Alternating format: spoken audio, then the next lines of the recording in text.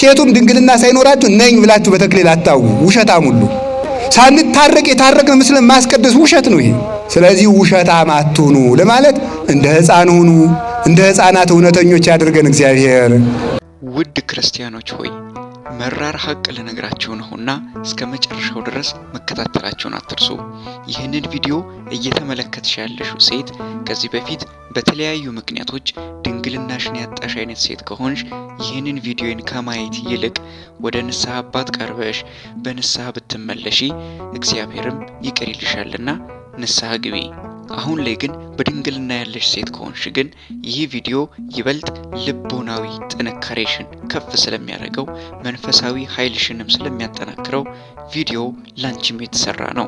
ብዙ ጊዜ አስተውላችሁ ከሆነ የአብዛኛው ሰው ትዳር መፍረስ ድንግል ያልሆኑ ሴቶችን በማግባት እንደሆነ የሚጠፋቸው አይመስለኝም። ይህ ለምን ይመስላችኋል?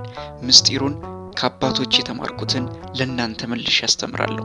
በመጀመሪያ ደረጃ በድንግልና ጊዜ የሚፈስ ደም አለ።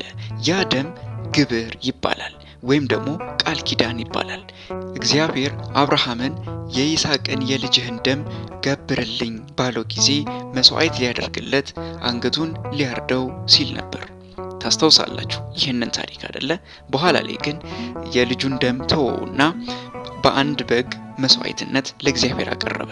ድንግል ሴቶችም የመጀመሪያውን መስዋዕት የመጀመሪያውን ቃል ኪዳናቸውን የሚሰጡት ለባላቸው መሆን አለበት። ያቺ ድንግል ሴት ግንኙነት በምታደርግበት ጊዜ የደም መስዋዕት ለዛ ሰው ታቀርባለች። ያ መስዋዕት ደግሞ ያቺን ሴት እስከ መጨረሻው ድረስ ወይ ሕይወቷን ሊቀይር የሚችል ወይ ሕይወቷን ሊያጠፋ የሚችል ነው። ያ የገበረችው ደም ወይ ያስለቅሳታል ወይ ትልቅ ደረጃ ያደርሳታል።